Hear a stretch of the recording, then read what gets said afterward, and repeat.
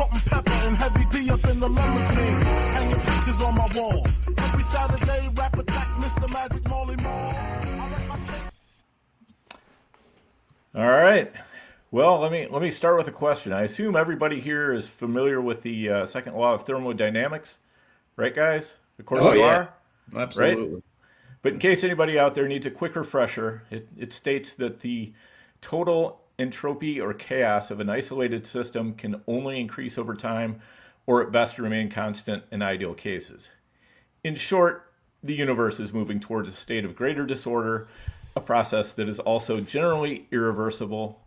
And have you ever heard a better descriptor of a fantasy football season than that one? I don't think so. Also, since it's a law, it means we better learn to live with it because it's never going away. So that's what we're all about here on the show. We're living with that law.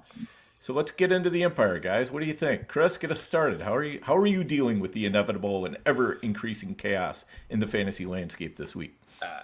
Not well, Dan. Not well. Thanks for the science guy opening, though. You know, I hope everybody learned something. If you learn nothing else on this show, fantasy football wise, at least you learned something about science. This opener here, guys. Things I learned. Dan is a nerd. Sidebar, can you boys believe we're heading into double-digit week already? I know it's we always say that every week, but wow, week 10 is on the horizon here. Let's get us started with the king is back, Brock Bowers. It's been an 8-week struggle for you Brock Bowers owners, but going forward, you have the number one tight end at the position by far, in my opinion. He's going to break fantasy the rest of the way here. So if you were able to withstand, and I think a lot of Brock Bowers owners might have been able to do it. You know, you could have went to the waiver wire early and picked up Jawan Johnson as soon as he went down and got a couple good weeks out of him. Maybe you were the guy that picked up Darren Waller and survived a couple weeks. Harold Fannin, Hunter Henry. There was a lot of waiver wire help at the tight end position for the first 8 weeks here. So if you survived and you're that Brock Bowers owners and you're in the middle of the pack, okay, middle points, record, whatever, and now you get your king back, look out for those owners and those teams, the Bauer owners, rest of the season here in your leagues, because they might be shooting around here. We call that the 1.21 gigawatt infusion into your fantasy lineup. There you go. There you go. Dan, you're going to be doing this the rest of the show. I had a long night, man. Yeah. I got a headache. I'm with Nelson, Dan. We gotta let it go. Let it fly, man. All right. Me and Nelson are hurting this morning. Dak and the Cowboys torpedoed a lot of our teams. It wasn't pretty. We'll get to that as the show goes on. But to wrap up that Bowers point, you know, when one king lives, you know, he slayed another one at the tight end position. And so I'll give a moment of silence for our boy, Tucker Kraft, who I know myself and Nelson, it was our highest owned tight end this year. We were loving life. It was a great tight end pick. After pick 100, he was the number one tight end fantasy point wise, I believe, right? Going into this week. We lose him, and it's just a devastating blow, guys. You know, it's just another in a line of many. So you lose Tucker Kraft. You know, I'd love to hear what you guys think of maybe a possible solution at the tight end position, because now, even though I talk about how great the pickups have been off the waiver wire, it kind of looks barren now on the waiver wire at the tight end position in a lot of my leagues when I go there for help.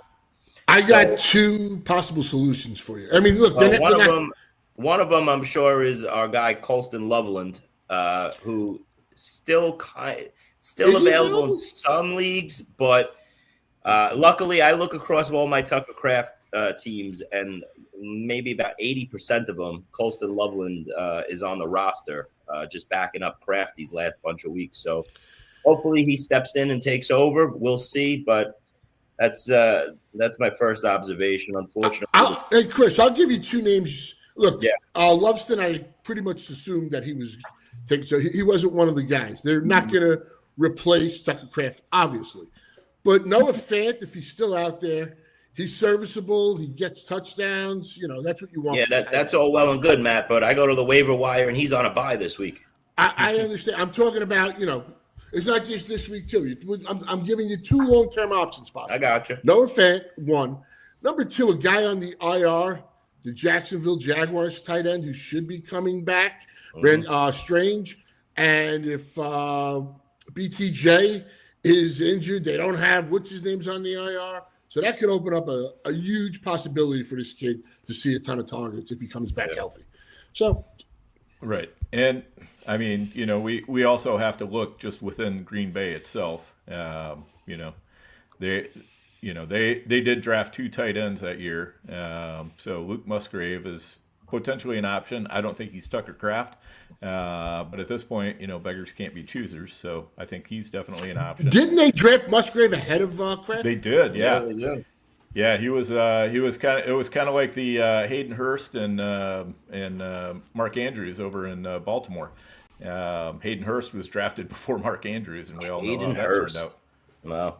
Listen, can we just take that real quick? It was another one of my observations, but since we're on the topic of Green Bay, where are we going forward here with this? What does this Green Bay Packers offense look like the rest of the way here? Golden got hurt. He might miss some time with a shoulder injury. You know, obviously Kraft is done. The wide receiver room looks like a bunch of dog shit. Is there any hope going forward now for Christian Watson to actually – I've been stashing some Christian Watson shares, and I liked what I saw. He got banged up in this game. He left for a little while, but he was playing a ton. Him and Romeo Doubs just play a ton. And I'm wondering if Christian Watson here is like an every down player going forward. And when you take Kraft out of this offense now going forward, you know, obviously Dobbs, the love obsession with Romeo Doubs with Jordan Love is crazy. He's the clear one and the first read. But Christian Watson could be a really nice piece here that I think I'm going to start putting in my lineups this upcoming week going forward. So the Romeo Love story is good, yes, but I'm with you on Watson. I think that he's probably the way that they pivot off of the tight end position a little bit. Yeah. You know, like I'm sure that Musgrave, like I just said, is going to be part of the solution there, but I think Watson is also a big part of the solution. You know, because Golden, you know, they don't really seem to trust him that much, even when he is playing. Watson, it seems like, you know, kind of walked right back in even his first week. You know, he wasn't playing full snaps, but he was getting pretty much as many targets as anybody else. So I like the Watson call there. And I mean, 3 teams on a bye, you have to put him in this week, I think. I mean, I don't know. And let's not forget, you know, it would be an oversight if we didn't mention the upcoming arrival of Jaden Reed coming back. And, you know, it looked like I've been staring at Jaden Reed on the waiver wire for weeks now going, what am I going to do with a Jaden Reed when he comes back? He's going to be, you know, one of 18 different players on this roster. And you know what? Now that Kraft is out, Golden's banged up, Reed might step right in and play, you know, take his Golden role right over again. And, you know, depending on how healthy he is, Jaden Reed could play an actual really nice role down the you know, the rest of the season here for this team. Real quick, because we're on the Packers. I mean, I was saying before the show, I watched very little of this game. Jordan Love had 2 of the worst passes I've probably ever seen. I know it was windy, as Dan mentioned to me. But the Packers didn't punt once in this game and only scored 13 points. That was just insanity. Yeah. A couple arm punts in there, but yes, definitely. All right, sounds good. Hey, Nelson, was it your birthday? Someone's wishing you a happy 60th in the 60th. Holy shit! You're older than me, Nelson. Wow. Nelson, you old son of a bitch. Was it your birthday? It was. And Dak and Dallas gave you screwed your birthday. Huh? Oh, I see. Yeah. Did Mooney get hurt last week? You knew that was Matt. We weren't going to go long without talking about Mooney. Well, I mean, look, the whole thing, which I still don't get, and I know I lost the FTN Discord. You know, when you lose Len from New York, you lose everything. But look, I mean, the whole point of it is. He gets 128 yards when Mooney's not on the field versus 64. He doubles his targets. I don't understand how people could argue with that. I mean, the facts are facts. And he had a fantastic game, which I'm ecstatic he did. So There's that.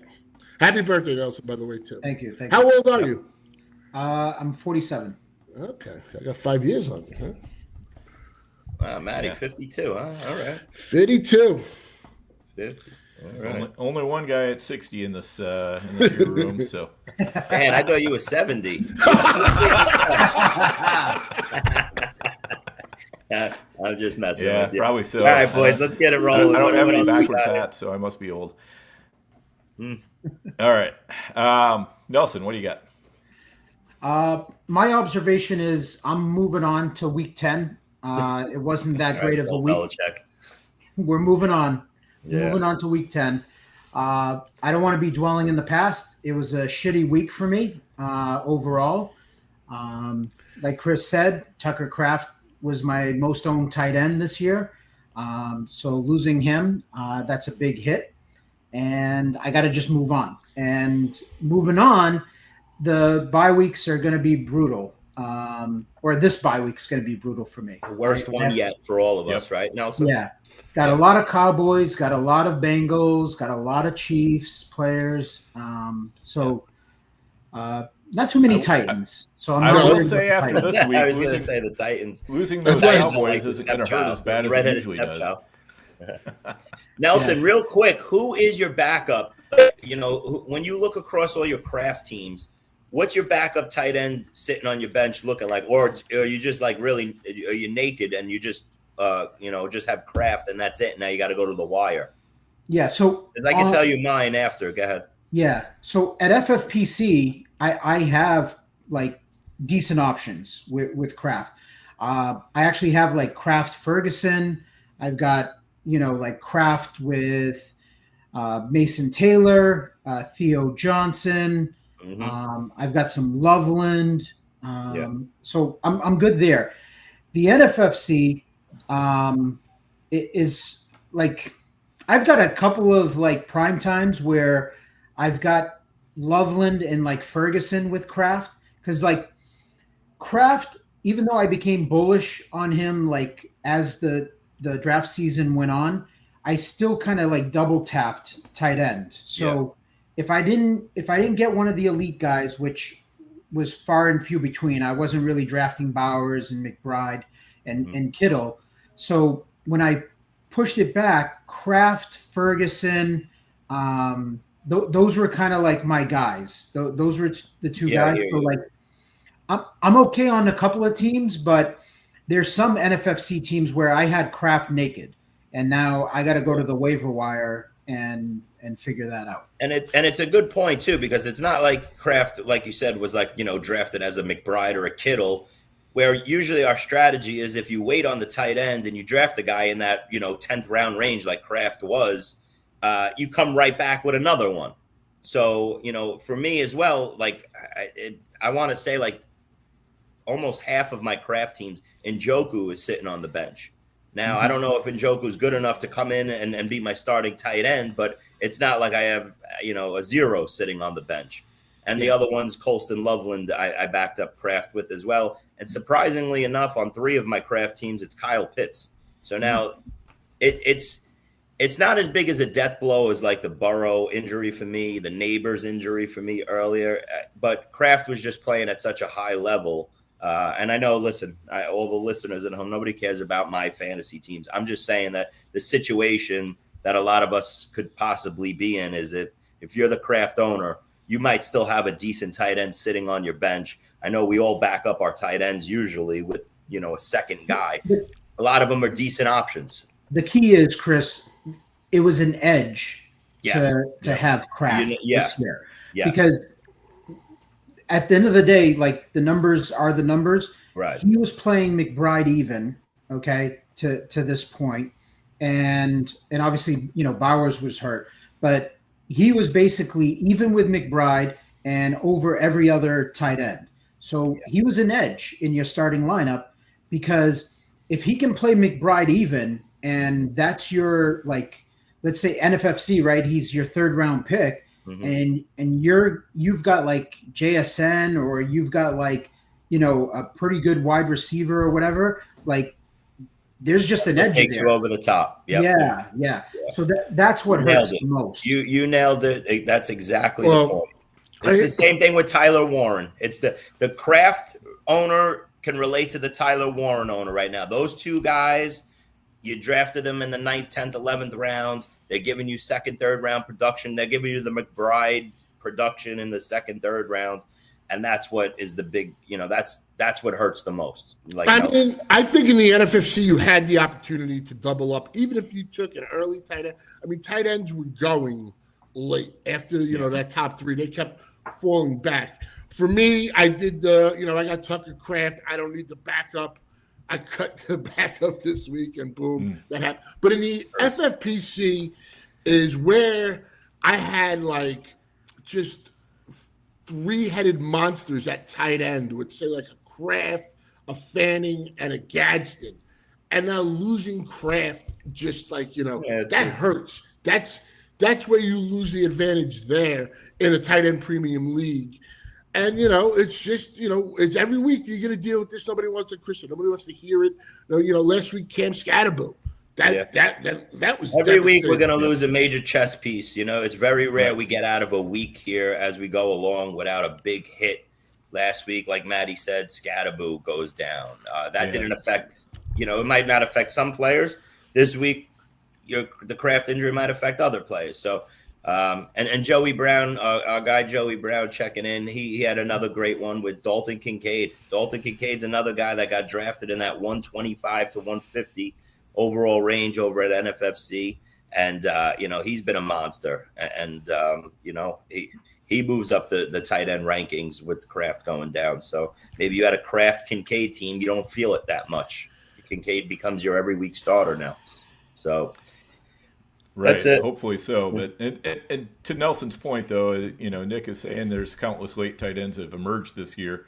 The Kraft teams should be able to stay afloat, and that's true. But you were more than staying afloat with Kraft, and when you have to take a step back to just staying afloat, that really gives your championship odds, a huge ding, and that's the concern here.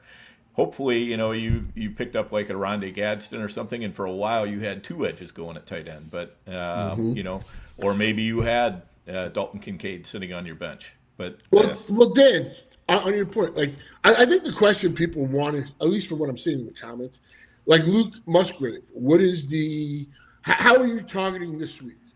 Are you looking at him as a possible down the road? I know you're like a tight end whisperer, or it's boom or bust.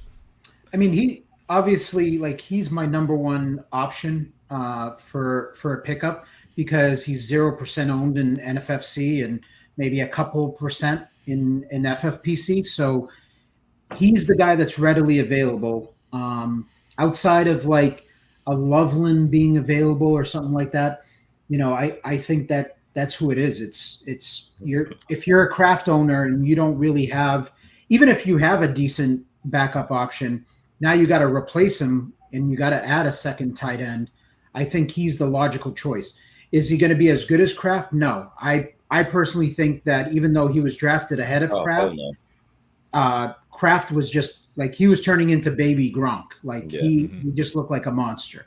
So one of my expectations though is that, I think he's going to see some targets in this offense because I just don't think the receivers are all that good.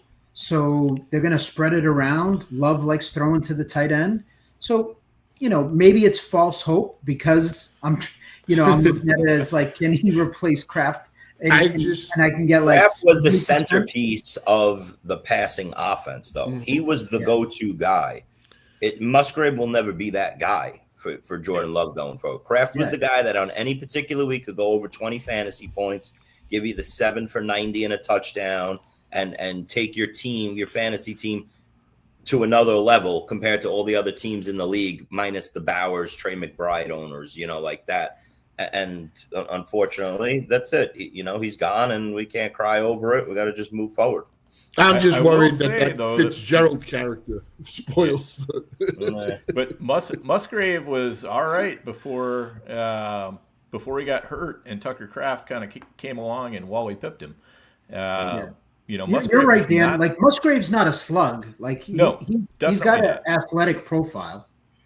Yep. How big of a bid are we talking, Nelson, on a Musgrave? He's obviously your top tight end on the waiver wire report this week. Are we talking big money? Loveland's 83% owned in NFFC, Right, so he's available in some spots, and then it's Musgrave. Dalton Schultz is available 70%. Yeah, he's not exciting, but the dude's been solid, so he's another option. Everybody's going to go in on Schultz, and he's going to give you the 2 for 12 game. Schultz has been having good games lately. As soon as you pick him up and put him in, he'll screw you. I'm sure. But all right, I mean, so are we talking triple digits on Musgrave or no? FFPC, yes. NFFC, no. Okay. I'm not gonna go that high. All right. Can we touch on since we're talking tight ends here? Can we just touch on Loveland while we're here? And I know Loveland is always my guy to bring up every week, but is the tight end room his now, or with Cole Kmet going down with the concussion? If he comes back, does Loveland still take a back seat to him, or did Colston Loveland now show Ben Johnson enough and everyone else that, all right, I've arrived. Maybe it took me half the season to learn NFL life and the scheme and everything, and I could take this offense to another level, and Loveland becomes a 75% plus snap guy for the Bears moving forward with his performance versus the Bengals. Granted, it was the Bengals, and everybody wants to say that, but you still have to perform and put up those numbers, which he did. Chris, I mean, I think it was inevitable at some point he was going to get this role. Obviously, Kmet got hurt. But, I mean, you could say that last play where the 3 guys are there and he somehow breaks free. But he was having a big game before then. No. I'm just saying people, I saw that on Twitter. 31 other teams are going to tackle him there.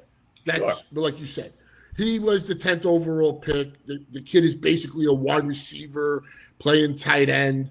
The thing, though, I was going to say this, but real quick, we mentioned Loveland and the Bears is, Oz is getting 8 targets. Loveland got 7. Like, that's really the conundrum in Chicago. So I think Loveland has arrived and will be a major piece going forward. All right. So you're starting him. If you have Loveland shares, they're all. I started him in a couple of leagues last week with the 4 buys in FF. It was FFPC, so I got to put that. That's 2 flexes and it's tight end premium. But the Bengals are like the worst team in the league versus tight end as well. Mm-hmm.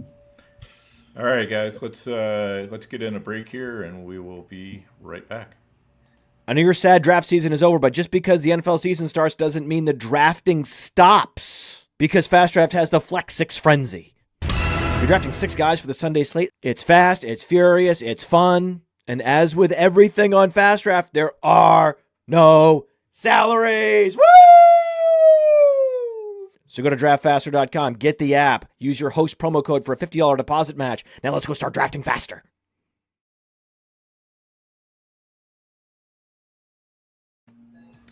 All right, and we're back. And I kind of want to talk about maybe another NFC North team, the Minnesota Vikings. We had a reset on J.J. McCarthy, and I don't know, things looked pretty promising to me. It wasn't a lot of pass yards, but talk about a really tough environment. I mean, right before the Lions bye, Tampa Bay went in there and looked like crap. And then the Vikings come in there, and I was expecting, as a Vikings fan, I was like, they do not have a snowball's chance in hell in this game. And I was 9.5 point favorites. Right, exactly. Vegas was definitely with me on that. But I think McCarthy looks pretty good. I mean, for the environment that he was in, the team that he was playing, I thought, with that great defensive line that Detroit has, I thought he did pretty well. I think he's kind of, it reminded me of Jackson Dart's first start, basically. A little bit shaky in areas. Dart was using his legs a little bit more, but, and the Vikings more relied on the run game, but I think we might have something with McCarthy. Nelson, I know you were picking him up proactively before this game. I was doing some of that too. Chris and Matt, were you guys picking him up at all, or no? I've been stashing him. Again, Matt, I'm sorry. Go ahead. No, more quickly. More as like a third option, just to, see, like I even mentioned in the text thread, just to see what this, just for the fact he reminds me like Jackson Dart, that they can run. But here's the catch. He has Justin Jefferson, Jordan Addison, and a running back and Aaron Jones that can catch the ball and take it to the house. So he's got better weapons.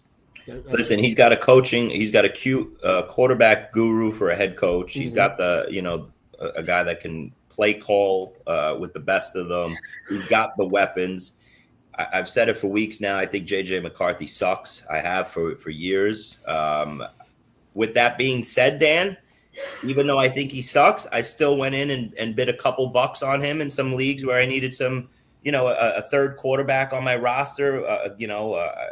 Obviously being a big Burrow owner, I'm still trying to piece some teams together, and it was worth the look. I watched that game. I saw it a little differently than you. I wasn't impressed by J.J. McCarthy there. He made a couple decent plays. He had 125 yards passing midway through the fourth quarter. He's not. He could get it done on the. He could get it done on the ground. He could run. He got that rushing touchdown. So, you look at it at the end of the day. He had 25 fantasy points for NFFC scoring. It might not look pretty, but I'll take 25 fantasy points from my quarterback, no matter which way he gets it. So there will be certain situations where he's at home versus a bad defense, and maybe I slip him in there and I hold my nose. Yeah, but real quick, isn't that like there's a difference between fantasy and like real life? Like again, in real life, this is like his third start too. He's got 3 starts. He's got 2 starts with 25 points or more in NFFC. Mm-hmm. And, so like I think Caleb isn't really a good quarterback, but he had a great matchup and he puts up 50 points. That's why I picked him up, Matt. That's why, I don't think he's a real life. Caleb Williams is my quarterback in a lot of leagues. I don't think he's a great quarterback. No, well, yeah, I'm just Johnson in the offense. I'm not arguing. I'm just reinforcing that point. Yeah. Like there's a difference between fantasy, reality, and like what we need. Yeah. I'll tell you one quarterback, big name. We talk about him a lot. I think there's one quarterback that we can totally drop and across the board this week, and it's Trevor Lawrence. Yeah. I think we could drop Trevor Lawrence. If there's any quarterback that's like a big name across the board, I think Trevor Lawrence could be let go in a lot of leagues this week. Yeah, speaking of quarterbacks that had bad games but made him look good in fantasy with a couple rushing touchdowns, that was Lawrence last week. Yeah. For sure. And Nick coming to us with the news. Is that true?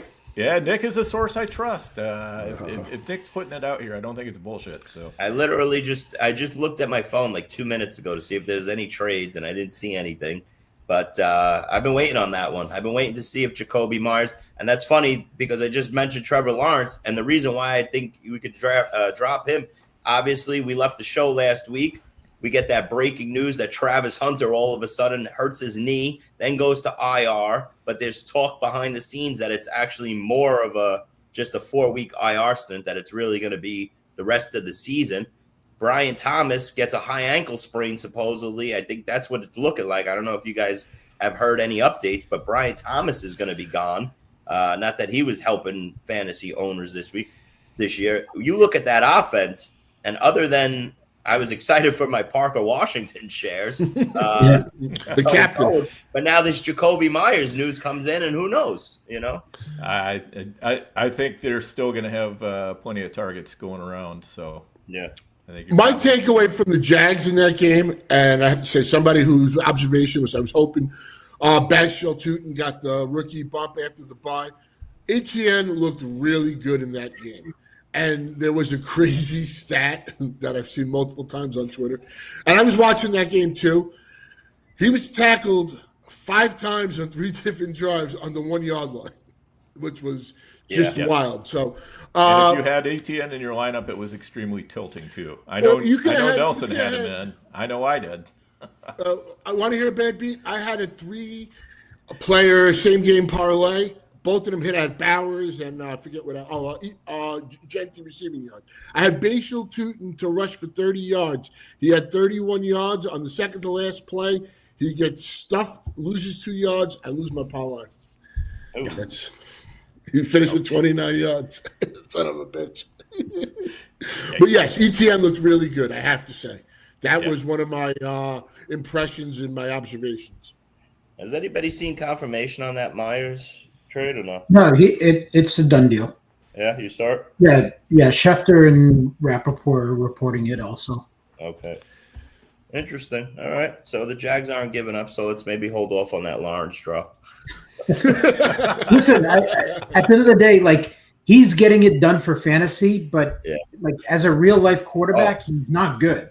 No. Dan, put that Franz comment up real quick. That's a good one. I like that scenario. I mean, I like that too, but I think it's pretty unrealistic. For one thing, Cleveland is kind of saying they're not really that interested in trading Njoku. Why? I don't know why, but they're talking about, we'd almost rather add young pieces than trade anybody away. So I don't know. Maybe they're trying to drive up the price. Here's the problem. They just gave up like 2 first-round picks in that trade. So I think everybody wants to see that Njoku to the Packers. I think it should only take like a third or something like that. I don't even think a third. I think like a fourth or a fifth. It's crazy what some of these guys get away with. It's like giving up. Here's a 5th round pick. If it's a 5th, you got like even a 4th. I can do it. Yeah. Okay. Thought that was interesting. That's a good place for Njoku now. Yeah. Mm-hmm. All right. Matty Mo is up. Yes. I'm up. Well, first what I'll do is I just seen a Shaheed comment. I need Shaheed to be moved, please. I don't know about that. It's a small sample. It's like 5 quarters with the new Saints quarterback, supposedly rest of season in quotation marks. But Shaheed looks like the number 1 right now. And that, again, small sample. I mean, Olave, who has been one of the best bargains in fantasy this year. He's been with like Jawan Jennings. Again, just a small sample, but something I've observed over these 5 quarters. So something just to keep an eye on if he doesn't get moved. The first observation is when in Rome. Rome Odunze, you look at his first 4 games, 5 touchdowns. One of the things, though, he was really touchdown dependent. In 3 out of 4 games, he had less than 70 yards. His last 4 games, he's got 0 touchdowns. In 3 out of 4 games, he has less than, I can't even read my handwriting here. He has less than 32 yards. He's 3 of 5 under 5 fantasy points, Matt. Yeah, so I mean, it hasn't been well, and I don't understand that. Like, Oz can't be the centerpiece of this offense. It's just like mind-boggling. But Oz has been the first read target since the bye week. More often than anybody else. He got the bye bump. It's like the most insane thing. So there's that. Joe Flacco, what he's done, obviously Jamar Chase, everybody saw that. He blew up Chase. Flacco's numbers are just insane with the Broncos. He's become like an elite quarterback in that span. T. Higgins has averaged 19.2 with Flacco in. Without Flacco, 8.9. That's just mind-boggling. JSN, after 8 games, he's in company with Torrey Holt as like the only 2 guys that was like entering that game. He's 52 yards away from 1,000 yards after 8 games. That's special. That's pretty wild. Next little headline. James Cook entering this week before week 9 slightly was leading JT in yards per rush per game. Now he extended that. I mean, I was totally wrong on James Cook, and he's just been a beast. Matt, let me jump in real quick because you're emptying the clip here. You're firing rapid fire. Hey, I just got some little headlines. I got you, brother. I got you. But let's back up and go talk about Rome Odunze real quick because you said that. Listen, we all drafted Rome Odunze in that 4th, 5th round range. And in September, we thought we had a first-round talent, a top, a wide receiver 1. And now I think we all got to pull the reins back a little bit here. And his father is a great follow on Twitter. His father is just like ethering Caleb Williams.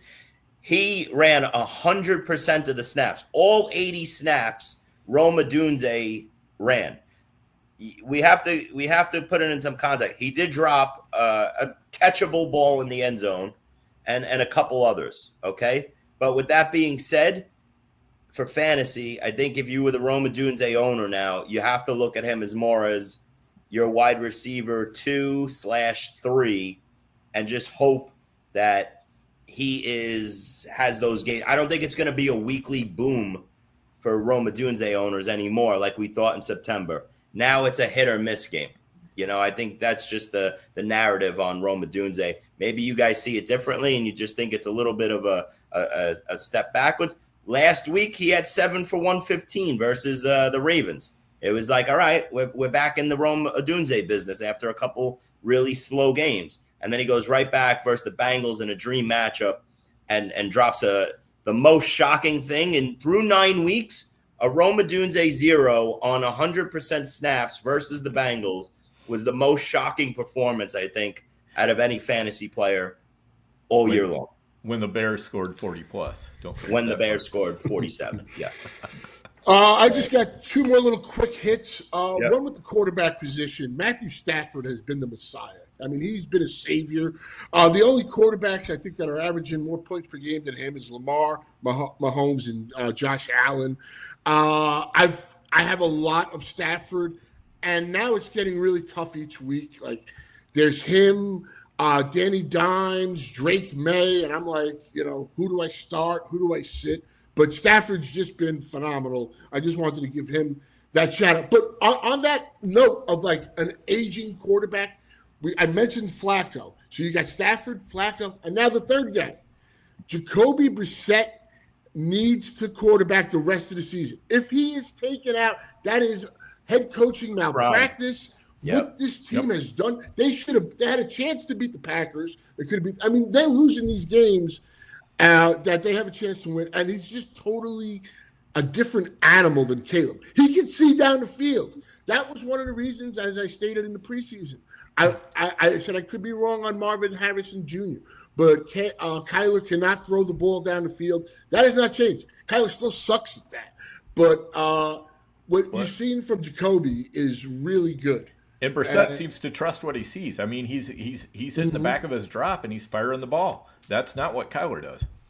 He's just a veteran quarterback that has been in the league a long time. He's seen it all. He doesn't get flustered back there.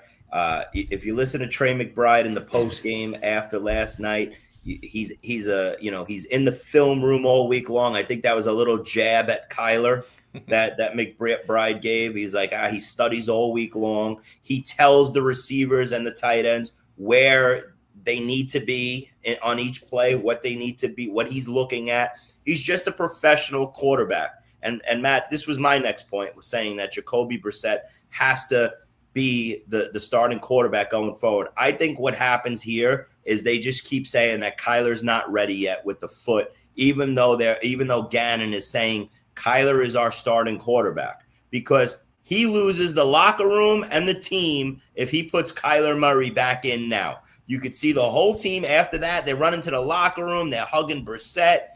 He's like their leader. Harrison is a completely different. If you're a Marvin Harrison owner like I am, you're praying that Brissett stays the quarterback. If you're the Trey McBride owner, still the same thing. This team is a different team with Brissett. They're about to get Trey Benson back. The offense might actually be a really good offense starting next week, going forward here. Brissett has to be, or else Gannon loses the locker room. I don't care that he's saying. I'm hoping that he just says, Kyler just needs another week with his foot. He's right. just and a that's his different out. quarterback. That's his out right there. That's his out. He's still not ready. He's just he's our guy when he's ready, when he's healthy, but he's still not ready. Yes. Right. And last thing, you got something to say there? I'm sorry. No, I'm just was going to say, I mean, the Vikings held J.J. McCarthy out until he was fully ready. I mean, I think had he been a more veteran quarterback, they'd have probably thrown him in a lot sooner than what they did. I think Kyler kind of needs that treatment at this point. You know what? We're not putting you out there until you are 100%. i.e., maybe it's more than the foot. Maybe he needs to be 100% in the film room or whatever, But I think they have to hold him to a higher standard, and Brissett is the way to do that. And if he's just not ready, then that's fine. It's like the J.J. McCarthy soft benching. If we want to go with that. Dan, throw up Marty's comment, and we could throw this to Nelson, because this is Nelson's guy that he was stashing in waivers the last couple weeks. Nelson, I'm sure that the reason why you were adding Jack Besh is hoping that Jacoby Myers gets traded. Jacoby Myers now gets moved to Jacksonville. Is Jack Besh, move up the waiver wire rankings here going into this week now that Jacoby Myers is out? Besh was basically the Jacoby Myers replacement. That's why they drafted him, to play the same role. So this has got to be a big bump for you, right, with Besh? I still think he's still a speculation ad. He's not a must add for me.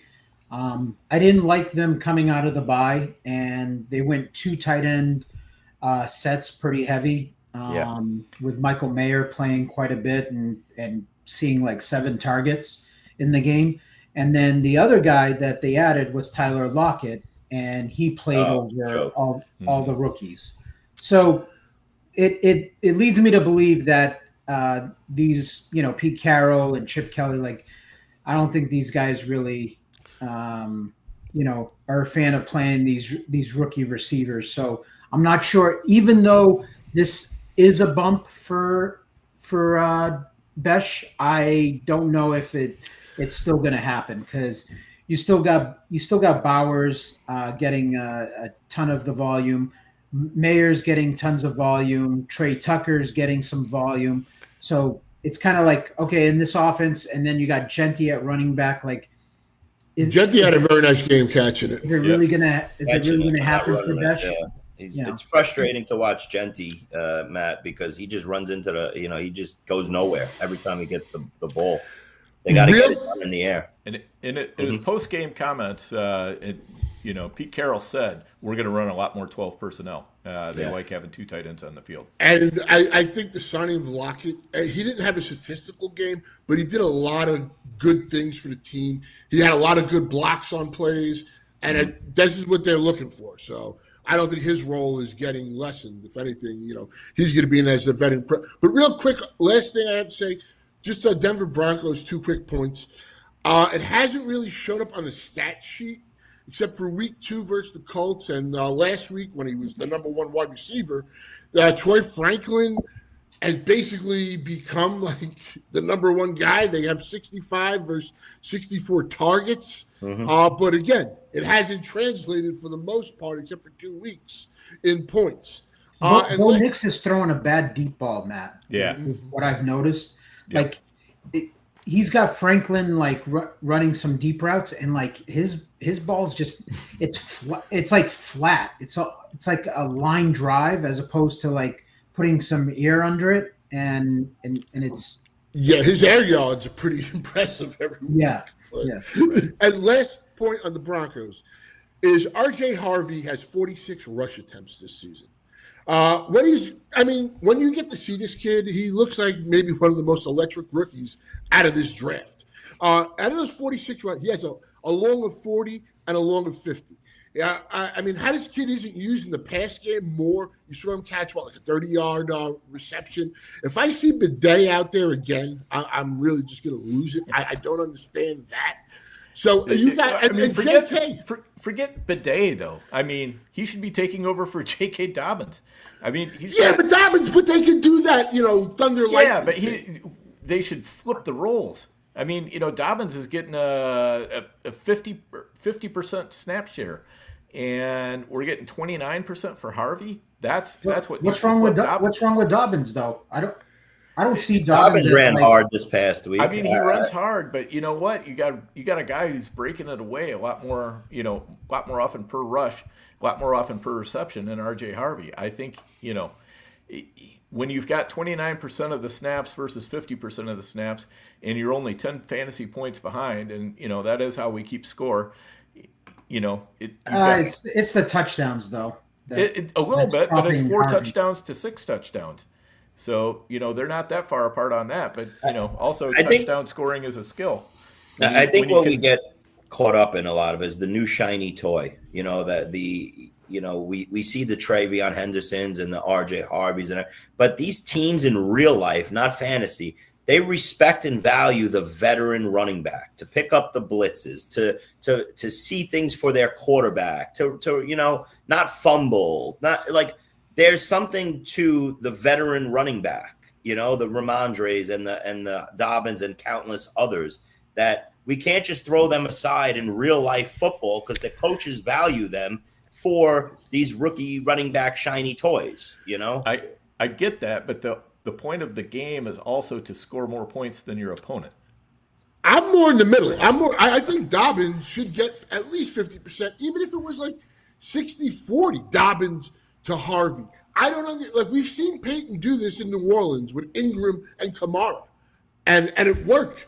And look, last week they were at the Texans. The Texans' offense is just ridiculous. I know Stroud got hurt, but their defense is stout. They have a stout defense. So, but just in general, like going forward, I don't know how that's not implemented, and I'm not saying that, that RJ Harvey should be taking over the entire backfield and he should be a bell cow or anything like that. But yeah, it should be a lot closer to, 50-50 and, get Bidet the heck out of there. That guy is doing nobody any good. Yeah. And to Nelson's point, I fully agree. I thought Nix's deep ball last year looked a lot better than what I've seen out of him this year. I mean, I don't know what's going on because he was pretty good with the deep ball in college too, and he doesn't look good at all this year with it. Oh yeah, last thing, I think Evan Ingram. I hate to say it, but I think he's dead. Oh my God, he's not going to do anything. Which I thought he would be the number 2 zero receiver on that team. What a zero! Oh my God. So we have the Bronco talk. That's Pateri? He's sitting there at home in his orange orange Crush mascot. Yeah. I don't know. He called. I don't know if we can trust him or not because he called Vaccaro the voice of reason. So. All right. But to Chris's point, he is right. You see it in New England. I mean, you see it with these coaches that they don't want to make this move. Like, to me, that game, how Woody Marks wasn't in the passing game, Denver's weakness is running backs catching the ball. And that's the Texans and Woody Marks' strength, but they didn't use him. Yeah, I mean, some coaches, value it more. So other coaches don't mind to turning to the rookies, quickly. You saw it like with the Giants, right? They went right to Scatterboo. It took kind of like a Tracy injury, but you give a guy like that the opportunity, and he outshined, Tracy.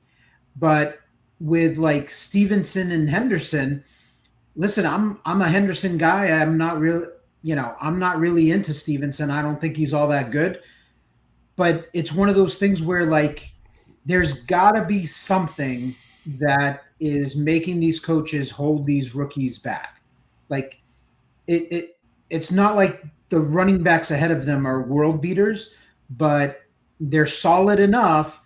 And if they're holding them, it's week 9, week 10 now in the NFL season, and these rookies are not getting a bigger piece of the pie, then there's got to be something going on that we don't know about. And for us, we just care about fantasy. But in like real life football, like to Chris's point, that's how these coaches look at it. They're looking at it as like, J.K. Dobbins. To me, like when I'm watching the games, Dobbins is definitely not one of the guys that stick out to me as like, oh, he's got to be replaced. He's got to go out to pasture. I actually think that like he's looked good this year. No, he has looked good, Dobbins. He has. I'm with you on that. I would agree with that. I just think especially like Nix is not having a great season, like you said, throwing the ball, the deep ball, which was one of his strengths, especially with a guy like Franklin that has chemistry. And you're seeing this kid. I mean, I don't know. Maybe I'm crazy. I know you said it in our preseason. Harvey was one of the guys you were scared that could beat you in fantasy this year. After that, one of the Friday night games, whatever he had, and you see it when he gets in open space. This kid is lethal. And I'm not saying he has to. He should. I'm not saying give him 50%. He should at least touch the ball like 40% to the 60, and you have that dynamic there. And I don't know. I think some of them, like Vrabel, just wants that veteran presence. No matter what Ramdori does, he could fumble, he could suck game after game, but he keeps going back to him. Yeah. Mm-hmm. Well, I mean, he went to Terrell Jennings this past week, and I think that just says that he's not comfortable using TreVeyon in certain types of plays. So, with TreVeyon, I get it. He's a little bit smaller.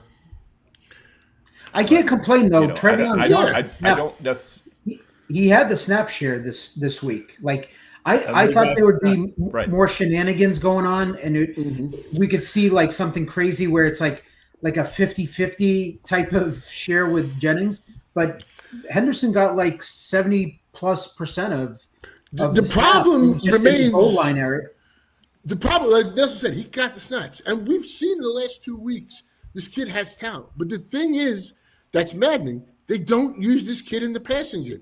And one of the things, maybe I'm wrong here, I don't have the data, but what I've kind of what I've seen this year is that outside of like CMC and a couple of like Bijan and a couple of these running backs, I feel like the running back passes that we used to love and all count on, they're all it's all becoming tight end screens instead of the running back screen. It seems like that's the new trend in the league. So, I mean, I don't have the data, but that's what I've watched week after week and something that I've seemed to notice. So, what are you guys doing with RJ Harvey moving forward? Like, do you feel comfortable putting him in your lineup? I mean, I got to start him this week with the Bucs. Right. But I mean, like, who are you starting him over? If Tony Pollard was playing, would you be starting RJ Harvey or Tony Pollard? I mean, I said earlier, there's 3 teams on a bye because the Titans, to me, like Spears is really the only guy you can play, or maybe DK. I was hoping that Spears played more over Pollard this past week, and it really didn't turn out that way. It was kind of like a mix again. Right. You think it was maybe they were showcasing Pollard? That's what I'm saying. I'm hoping that the next name we see on the move here is Pollard. But I think one team that bailed out of the race for looking for a running back was Washington. They're not going to trade for a running back. I just don't see. We talked about it last week on the show. What teams are looking for a running back that are in contention? One team, I think. Dan's question as far as what to do with Harvey. For me, like, my process through the years has always been it's a losing proposition to be putting a running back in your lineup that's getting 29% of snap share. It doesn't usually work out. With Harvey lately, why it's working out is he's catching some passes and he's scoring touchdowns. So, the fantasy points are there at the end of the day, but I don't like using running backs that are getting that small of share. Yeah, I don't like using them neither. I don't like it either. Like losing Scatterbull last week totally crippled me. Chase Brown isn't there this week. I mean, I really don't have the other thing we can talk about, the slow burn I've been mentioning every week, got totally pissed on. I didn't understand how the Chiefs didn't use Brashad Smith. This was the one game, as a Bills fan, the Bills get killed by speed. Speed kills the Bills. And he's too light in the ass. You can't be too light in the ass. You just got to throw some screens.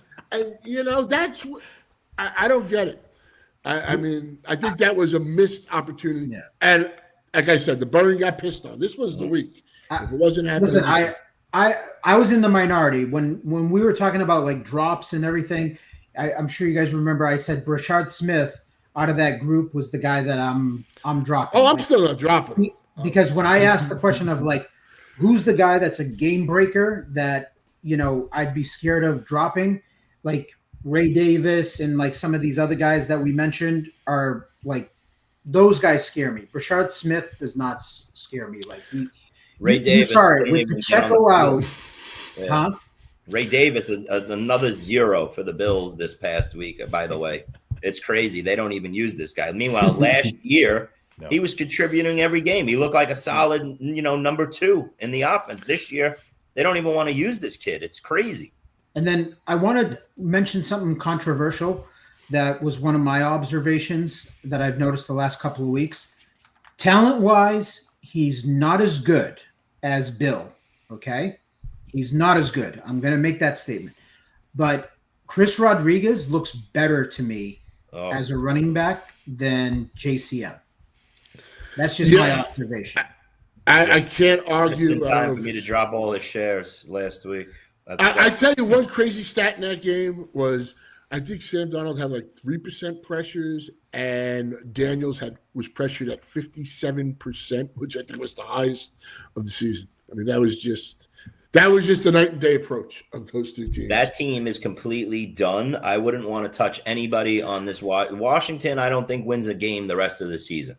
They go 3-14. They're absolutely done on both sides of the ball. There's one guy. It's a complete dumpster fire. You're going to say what, Debo? No, Marcus Mariota, if you need like a backup or you need to in a pinch. Because I think he's going to run. Okay. And he's going to he'll get you that, not somebody who wants, but if you need as that backup or that emergency start.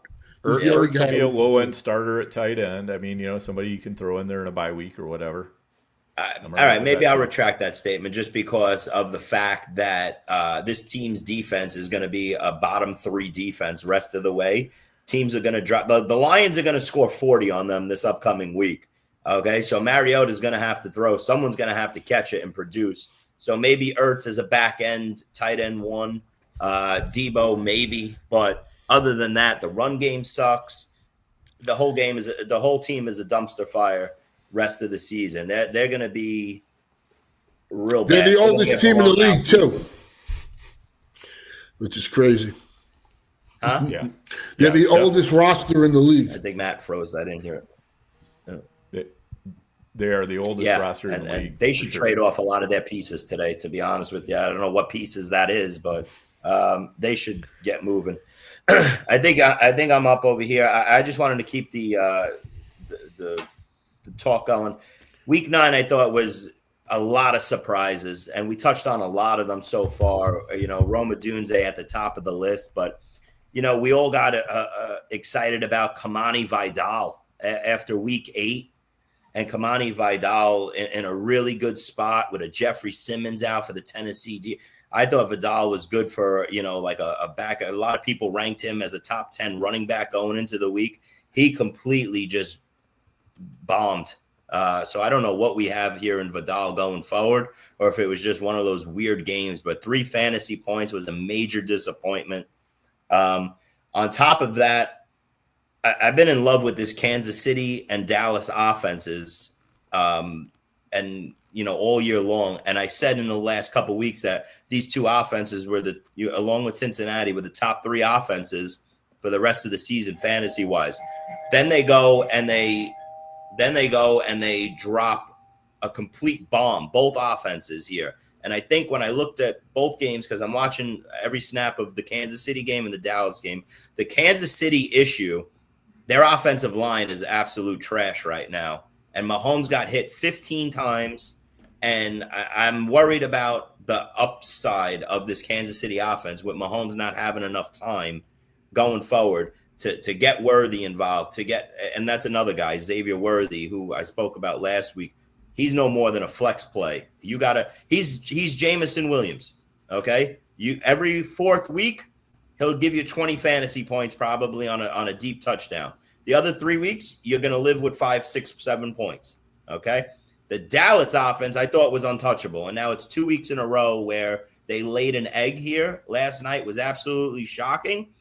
And when you watch that game last night, Aikman and Buck kept talking about how, the major issue here was Arizona's defense playing all the way back and just letting Dak go underneath, okay? If defenses are going to see that recipe and play Dallas's offense like that, we might not get these 45, 42 games that we're hoping for as Dallas investors, okay? It might just be Ferguson underneath, a couple little drop-offs. Let Javonte Williams run for as many yards as he wants, but contain Dak and Pickens and Lamb, And that's what I'm worried about the Dallas offense, is that the Cardinals maybe cracked a little bit of a code on how to play the Dallas offense. So, well, Dak has been Jekyll and Hyde. I mean, he's had 5 monster weeks.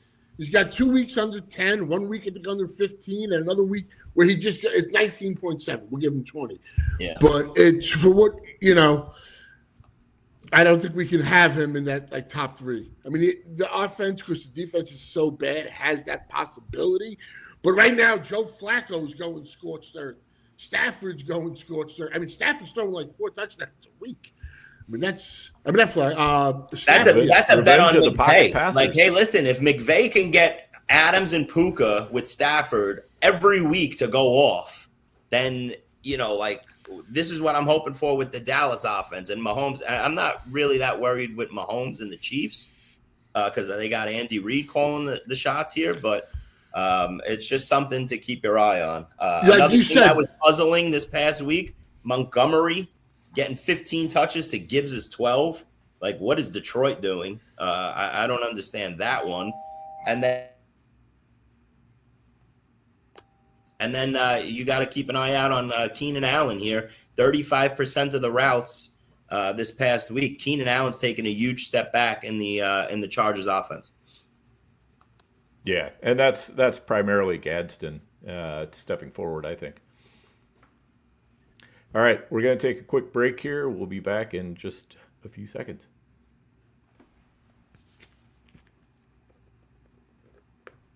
And we're back. All right, Nelson, what else you got? My observation was last night. It was we talked about it already, but it was on my list. Was Marvin Harrison? I think sometimes with receivers, we're too quick to make a judgment call on them on whether they're trash or they're no good or whatever, and the dude's soft, he's a head case or whatever. But sometimes the talent is there and it's just the situation that they're put in. And I think the last couple of weeks, I think he was well on his way to a good game when he had the concussion too, before the bye. And then you saw last night, the talent is there, and it should be a situation where he should be getting double-digit targets every week. And I found it funny that I saw a tweet from, I think it's a Arizona Cardinals reporter, where they were interviewing Jacoby Brissett, and he said that the coaches decided right before game time that it would be a good idea to get Marv going and get him involved early. And it's like you literally drafted the guy, it was a top 5 pick, I think, when Arizona drafted him. Number 4, I believe. Just brilliant. This is the coaching staff that we're dealing with. This is the offensive coordinator that we're dealing with, that they decide in week 9, right before the game, let's get Harrison involved. I think we should, target him a little bit, get him going. That's what good offensive coordinators, good coaching. This is what they do on a regular basis. They get the ball to their playmakers. And this is what I was saying to you guys last year, that was such a struggle with the Bears offense last year, was the offensive coordinator, you're at the mercy of these coaches sometimes. So the players have the talent. They're not necessarily trash. It's just the situation that they get put in. They get a bad, it's a bad deal, because the coaching staff doesn't really know what they're doing. Yeah, Nelson, I'll stand by my point that I said earlier. I think it's the quarterback. I think one guy just couldn't get the ball down the field or see down the field. Like Tua made that horrible comment a couple of weeks ago. I couldn't see down the field. And I think that's always been a problem for Kyler. And it's been just, you see it in 3 games with Brissett. He's done it. He's thrown for all these yards and touchdowns. Kyler's done it twice since, Gannon came to town. No, I agree with that it's definitely Kyler. I'm not a fan of Kyler. And McBride all of a sudden now is scoring touchdowns, but couldn't score touchdowns with Kyler. there's a common denominator there. I'm just saying that my big picture of my observation is just coaching, like that. We're right. We can be right on the players, but still be wrong because of the coaching. And it reminded me of this with us talking about like Henderson and Harvey and getting some of these like electric rookies involved and more touches. And it's like, as fantasy players, we're at the mercy of coaching, and some coaching, they get the best out of players and they know how to scheme them open and they're creative.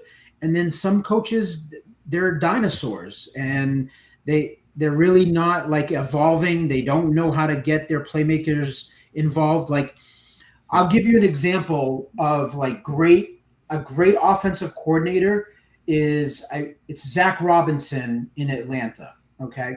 And the reason why is I noticed it against the Bills a couple of weeks ago when they kept lining Bijan out wide and then putting him in motion, and they had the blocking tight end in the backfield. And I'm like, this is brilliant. Like, you're putting him in motion. You've got the blocking tight end, like, and they did it again against New England on Sunday, and it was with London. Okay.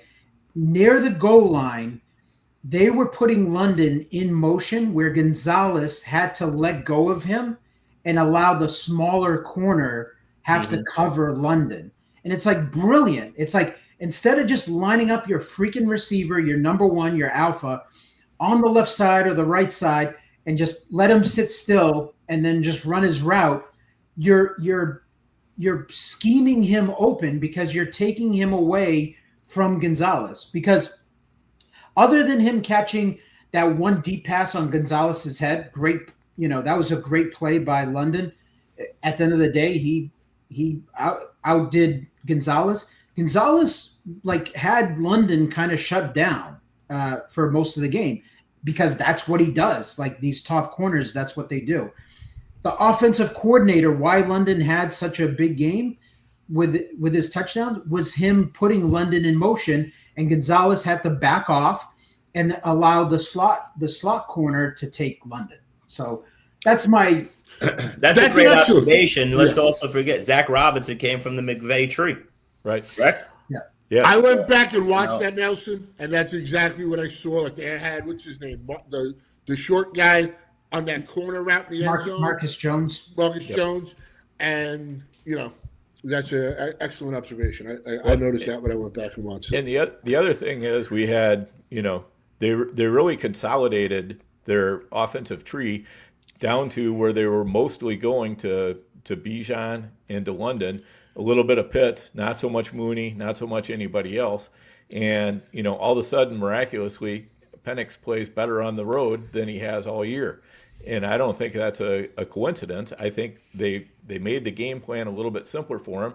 Concentrate on getting the ball to your two studs here, and don't worry about trying to keep everybody fed or anything else. And, all of a sudden, London and Mooney healthy together in a game, and guess what? London balls out, like we talked about earlier, because he's a primary target instead of, wasting first read targets on other players.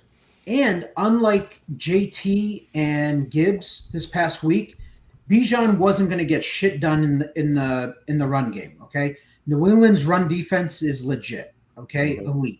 No rusher has gone over 50 yards rushing against New England. So what do? They get Bijan involved. What does he do best, or one of his elite traits? Catching the ball out of the backfield. He's too fast for a linebacker, sometimes too big. And he's definitely too big for safeties to handle. So that's what I'm saying is like. Same thing with Shanahan in San Francisco, the way he uses McCaffrey. Right. He gets McCaffrey out in space, and these linebackers can't cover him. And what's coming? Where McCaffrey struggles in the run game because of the offensive line and everything, and it's fine. And that's what you love about fantasy. Yeah. So, Nelson, take this into our fantasy drafts next year. Are you more inclined to just bet on offensive coordinators and teams like that when you're drafting? Is that something that we got to focus on more? I mean, I think most of us do it already, but we always fall into the trap of betting on good players, just might be with bad coaches or bad situations. Instead, maybe it's smarter to just bet on average players with great offensive minds and coaches like that, Listen, it's part of my process. I look at all the offensive coordinators. I look at the changes. Was it an upgrade? Was it a downgrade? Mm-hmm. I look at the coaching tree. I look at their history. What position, what player tends to get elevated in that offensive scheme, right? Mm-hmm. I look at all those things. Sometimes you're right, and sometimes you're wrong on it. Right. But yeah, that should be, if you're playing fantasy football at a high level and you're investing a lot of money in this, that needs to be part of your off-season process. Absolutely. Or you subscribe to somebody that does that process, for you. If you don't have the time. Do you know anybody like that, Nelson? I do. I do that, but I don't break it down in terms of each team and the offensive coordinator and everything, but you see it in my rankings. I adjust guys for that, right?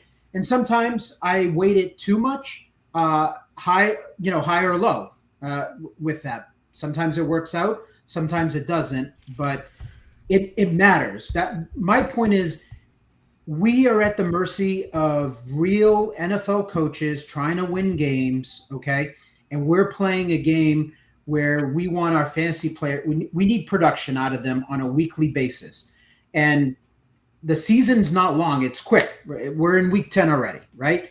So it's magnified because it's not like baseball with 160-something games where the guy goes 0 for 4 with 4 strikeouts. It is what it is. My pitcher got, smoked, but, next time out, next couple of starts, he gets that ERA down or whatever. With football, with fantasy football, it's magnified. We need that good week every week. And that's why we live week to week, where we put so much consistency weight into. Yeah, you know what I'm saying? We need consistency. We need the 150 pluses every week. We don't want to have that week where you see it across all leagues where a guy drops a 90.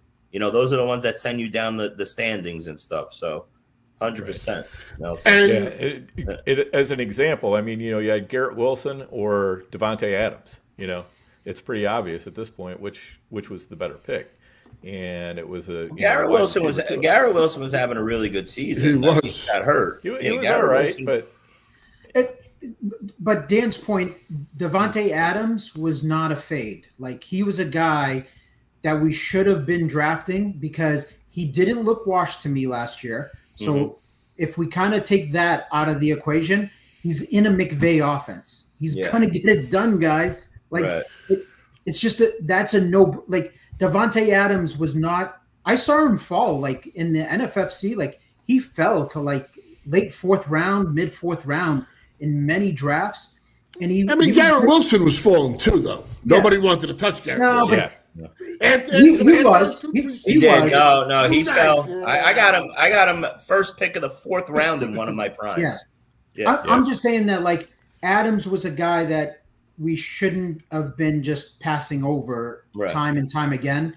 That if we count that he's in a McVay offense and that he's in a much better situation, the guy, yes, Puka's the number 1 there, but there's plenty of balls to go around that McVay's going to know how to get him open and get him targets. And I think just to wrap this conversation, I think, Nelson, to your point, You see a Zach Robinson, what he did with a Drake London and getting him away from Christian Gonzalez.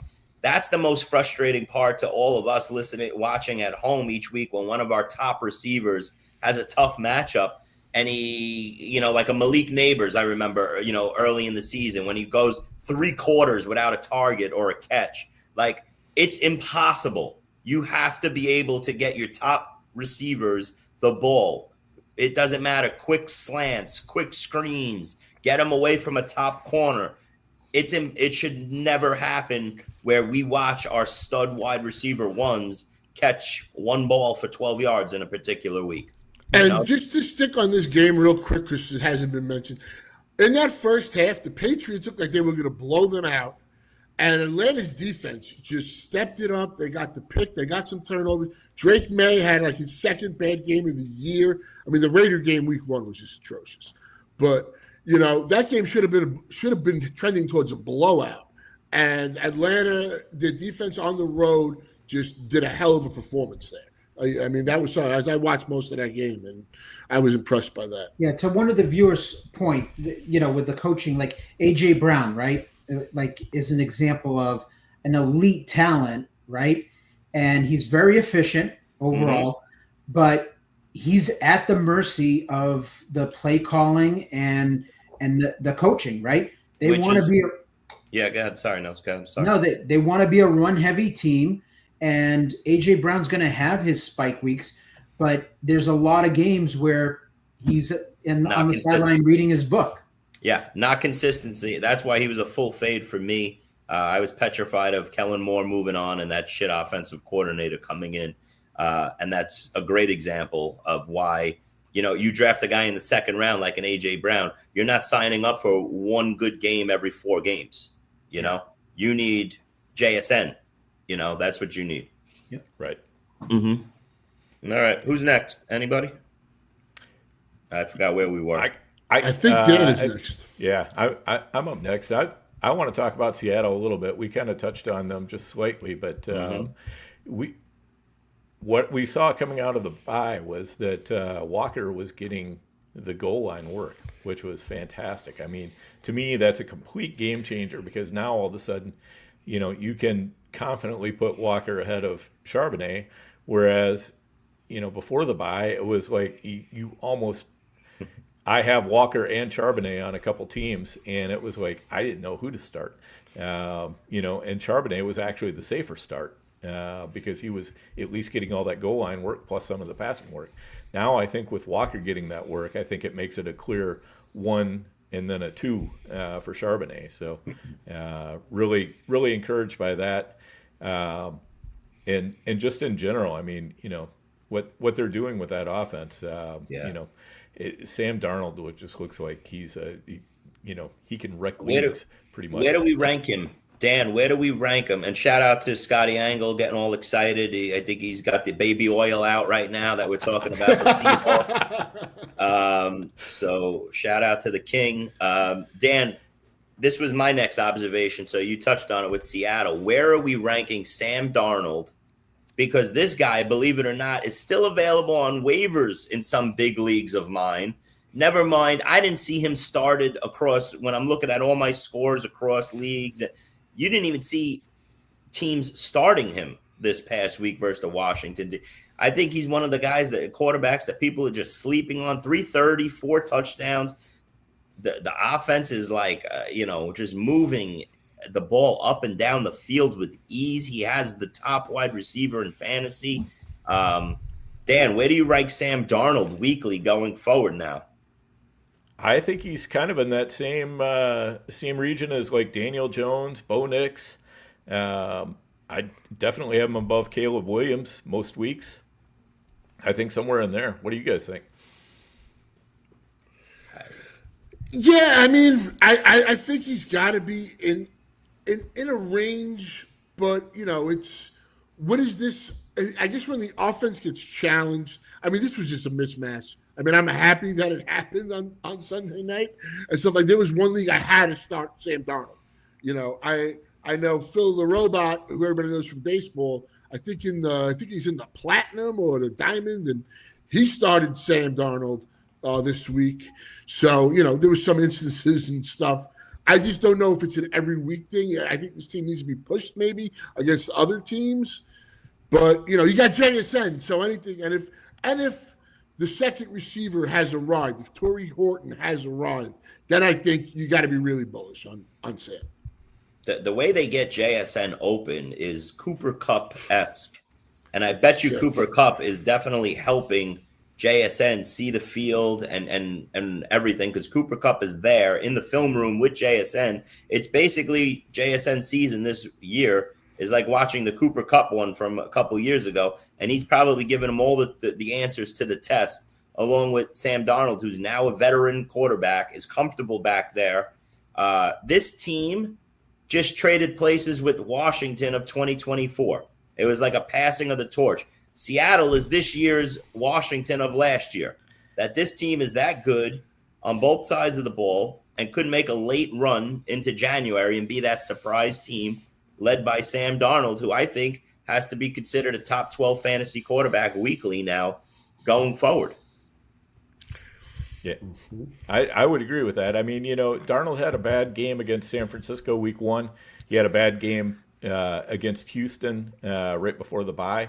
But other than that, I mean, in the NFFC scoring, he's getting you 20, 25 points with the occasional spike up to closer to 40 points. And so that's significant. I mean, I think he's a guy you can trust to have a floor, and he shows that at times he can have that ceiling too. So he's not an elite quarterback, but he's definitely a quarterback I feel like you can pretty well count on. Like if you put him in your lineup, you're not just giving up for the week or anything like that. I think it's a strong play at quarterback. All right, and then also wanted to talk real quick about Indianapolis. I think the Steelers. It's hard to figure out what happened in that game because the Steelers' defense finally looked good, but I'm not sure if it was just because they looked that great or if they finally figured out how it is you got to beat Indianapolis, which I think is shut down Jonathan Taylor, shut down that run, and force Danny Dimes to beat you. You want to know what they did, Dan? One of the observations is the week before they blitzed the hell out of Jordan Love and got shredded, and they didn't blitz. I think they had one blitz that whole game, and they were able to get to, Danny Dimes, like you said, stop JT, but they were creating the turnover. But they didn't. Usually they're like one of the heavy blitz teams, and they didn't do it this time. So maybe they, finally said, we just got destroyed on national TV, and let's change it up. But that's what I noticed, and from what I was able to take away. I don't read too much into it. I look at it as it was just a bad Danny Dimes game, where they turn the ball over, and that makes it tough. You can't get into a rhythm on offense and everything, and But it's Warren a one-off. They've been good, 8 out of the 9 weeks, so. Yeah, for now it's a one-off, but that if that is the recipe, you're going to see other teams start to exploit that a little bit. I mean, I don't know. I had Alec Pierce. I bet Alec Pierce every week to go over 40 yards because he's always around 40 yards or just under over, and he gets 60 or more. And that first drive, they were just humming down the field. Earlier in that game, Downs fumbling that punt really kind of was the change of that game. And, I mean, Danny Dimes at the end of the day did finish with 342 yards and in a chase up, trying to chase back. But I think you got to give the Steelers credit at home. The defense stepped up, and they had a really good game. I still think you got to be bullish on the Colts. And Alec Pierce is somebody that I think has been a fantastic, add as a depth piece. Again, you're going to put him in. He's not going to get you 25 points, but he can get you double digits. He gets a touchdown. He's going to get you 17, 18. And this is a really good offense. And I think he's no longer just that deep threat that he once was. Right. He's just going to run down the field. He's a critical part of this offense. And Pittman stays consistent. I mean, I know that was playing from behind all game long, but 9 for 115 again. He's been a really great pick in fantasy this week. Most weeks he's been solid. But yeah, everybody's eating in that Indy offense. Listen, you saw the same thing with McCaffrey the week before with Jonathan Taylor this week. These guys can't give you 30 fantasy points every single week like they have been. So it was due to have an off game, and JT just was JT's off week. It was a weird game. It was a weird week. There was so many weird games and weird performances. Indy right there at the top of the list. Versus Pittsburgh. Yeah. Michael Pittman's a top 12 receiver in points per game. Yeah, absolutely. Yeah, and he was almost free in drafts. I mean, he was going around wide receiver 48, 50 for a lot of the offseason. Crazy. Yeah, I got him for $3 in our New York auction. Right. Because, everybody's looking at last year when he had a broken back and a shit quarterback, and they're like, oh, yeah, Pittman's washed up. He's no good. Yeah. Easy narrative to debunk. Mm-hmm. All right, who's next? Anybody? I'm ready. Yeah, I got something here that, I've been hearing it. We talk about it, and I just don't buy it because, the NFFC is a points league. And look, you want to have the best record. But, I had teams entering this week 3-5 with the most points. And that's what I'd rather have.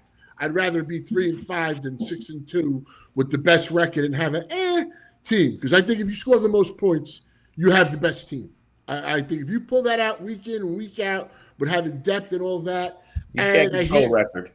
Right. Yeah, and exactly, too. You could have a pretty like an average team and be, lose one game. But, and then I hear, if you drafted BTJ, your team sucks and all this.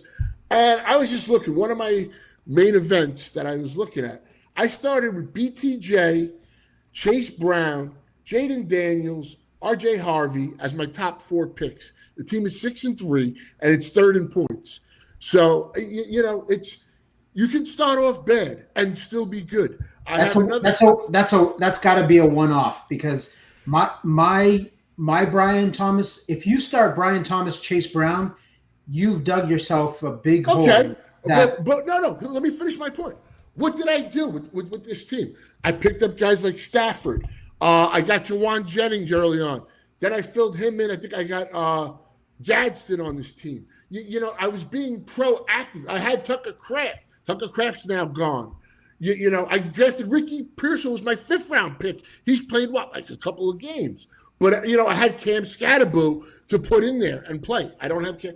My point is you can have bad picks. And I have teams like even my best main event team that was the one that I broke down on the show in August. And the chat hated it. You guys hated it. I drafted TreVeyon at 312 in that one. That team has the most points. I drafted Addison. That team definitely Rice. Yeah.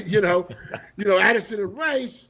But what did I do? I was able to get Dak Prescott and I think Drake May or Prescott and Purdy or something, late as my thing. My point is, so the moral of the story is you're not dead if you make early round bad picks, right? That's one. That's one. You can make mistakes as only you have to hit at some point in the draft. Like if you miss early, but you stack up 5 to 9 or 5 to 10, or you hit the waiver, you hit the Stafford, you get the Jawan Johnson, the Gadsden. The other point, and that name made me lose. Oh, it's about I'd rather have points. Like I said, points to me are much more important. I don't care. Like your team's 3-6. If my team's 3-6 and I'm one or 2 in points, I'd rather have that. Because, I've seen it to the playoffs. NFFC is a points. If we're talking as Yahoo, Chip Kelly once famously said, score fucking points. What's your plan? Yeah, but my point is, if you're talking Yahoo or ESPN where head-to-head matters more, then that's a different story. But we're not talking that.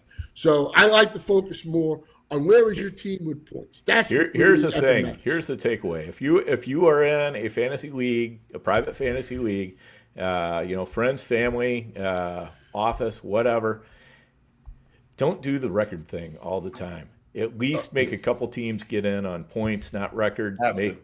Got to. Because you know what?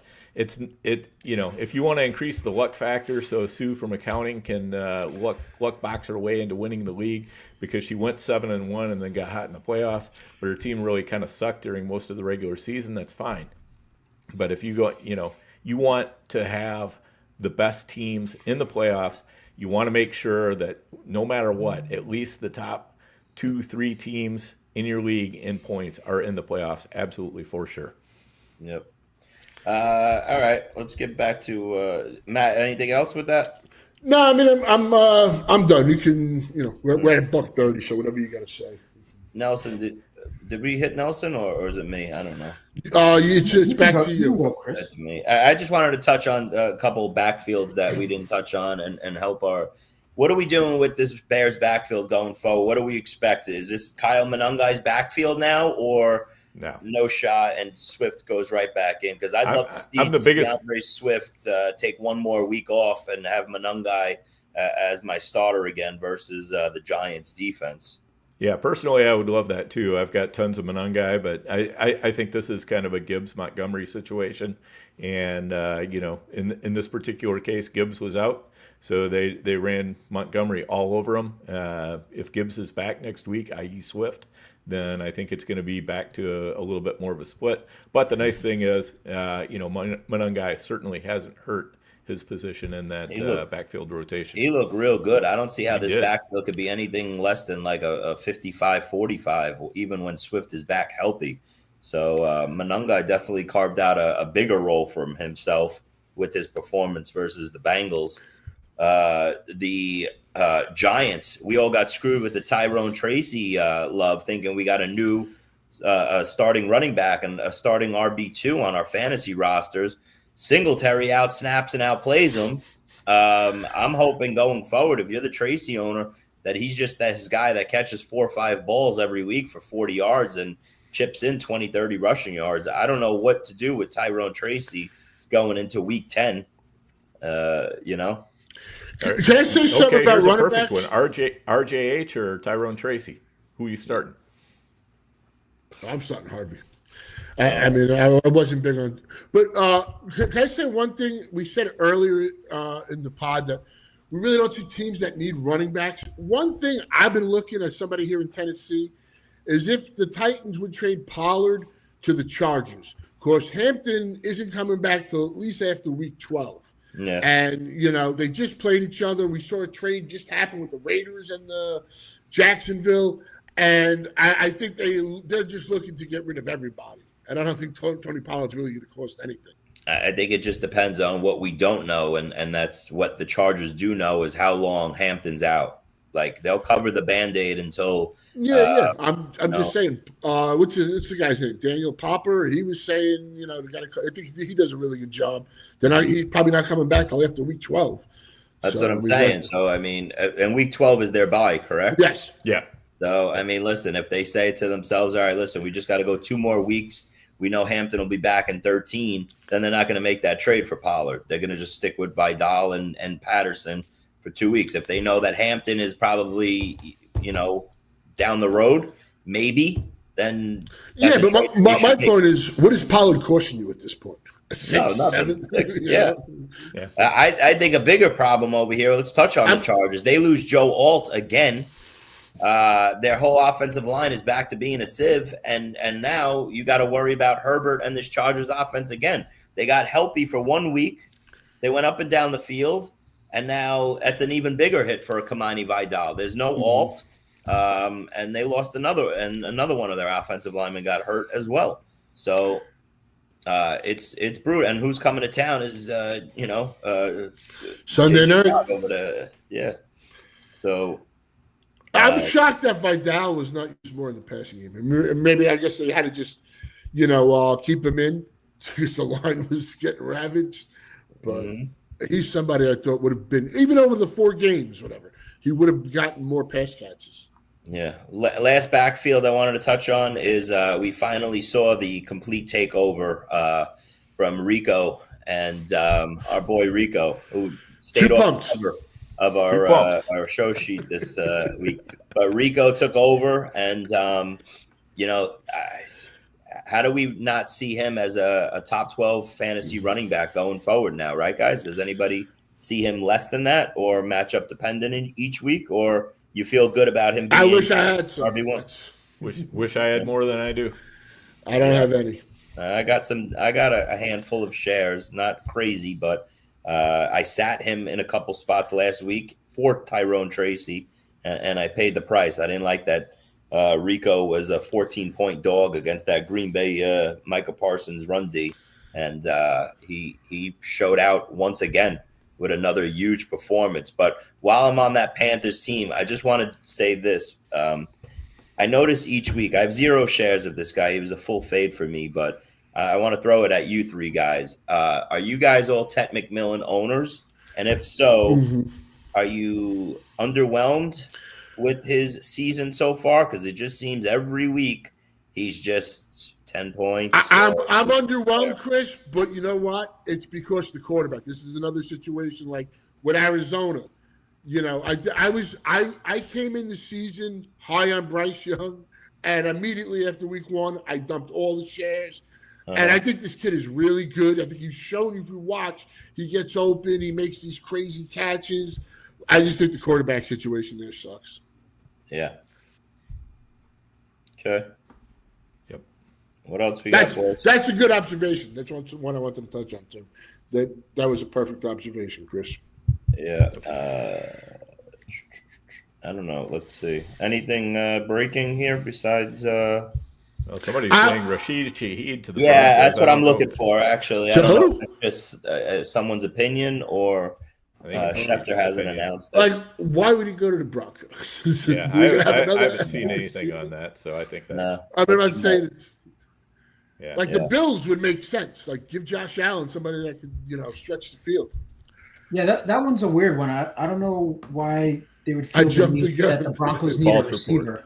Yeah, that's the last thing. The thing, but Rashid Shaheed, I think I saw is 4th in the NFL at wide receivers in most targeted over the last 4 or 5 weeks, I believe, which is crazy because Olave was Olave was the most targeted for like the first 6-7 weeks.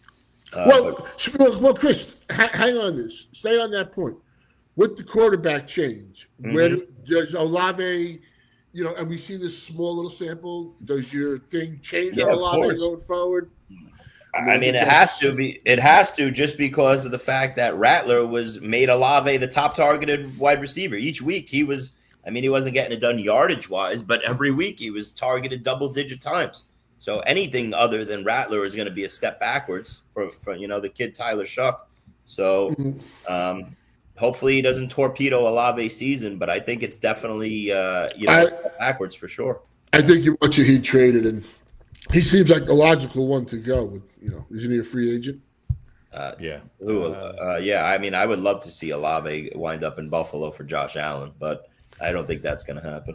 I mean, as a Bills fan, I take Shaheed. I think he's exactly what they need. Shaheed's probably what they need, and then that makes Olave the top target in in New Orleans. So I think that's win-win for both. Yep. What about you, Nelson? You got any trade hopes or theories on the horizon? My biggest one that would benefit me personally is a Breece Hall trade. Yeah. I don't know how the Chiefs don't do that. Like, say, here's a third. I mean, with the team that they have, like Chris said, the offensive line is banged up right now. Their number one pick, who's been a stud, he's been out, not having him. But they get healthy. They got the bye. I don't know how you don't do that. Yeah, I think Breece to the Chiefs. I think Breece to the Texans would make sense. That's also. A team. Yeah. That's a team that could make a move. Is the Texans but there's not too many. I saw somebody in the chat say Kansas City, the Texans, and the Chargers. Like those are the 3 landing spots for a potential big running back move. We'll see. Yeah, makes sense. Last week I was saying the Commanders, but you can forget that now. Yeah, exactly. Like Chris said, the Commanders should be selling everything. Anything that they can get rid of. If I'm Debo, I go to the front office and I say, listen, I came here to win a title, and just move me now. I'm not going to waste my time here the rest of the season. Send me to a veteran team. And what if they say, sit down, Fat Debo? Yeah. He'll be eating now. Yeah. Debo will be 280 by the end of this season. He's done. He's throwing the towel. All right, boys. Anything else? Nothing for me. That's all I had. All right. Said hopefully we survive week 10 here. Like Nelson said earlier, we were talking about it before the show. A lot of studs on the bye week. Jamar Chase, T. Higgins, George Pickens, C.D. Lamb, Rice, Worthy, Kelsey, Mahomes, Dak. Like we lose all these guys in fantasy. Joe Flacco, yes. Joe Flacco, QB1. And how about Chase Brown? How many targets did he get this week? Joe Flacco basically brought this guy back from the dead. Yeah, he did. Yeah, 100%. Absolutely resuscitated several of my fantasy teams with that. Yep. All right, boys, that's a story. Another week in the books. Another week in the books, and next week, I got a tease. We'll have a special guest coming next week because I'll be off chasing Bambi through the forest. And no, I don't mean a hooker.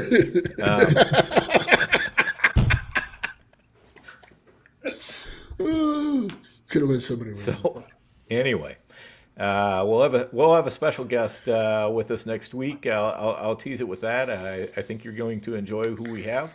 And thanks for everybody joining us this week. As always, we love the feedback. Hit the like button, leave a comment, give us a review, whatever's appropriate to the format. Subscribe. Which you like to consume the show. Subscribe, definitely, if you haven't done that, on whatever format you consume the show. And good luck to everybody in the Empire this week.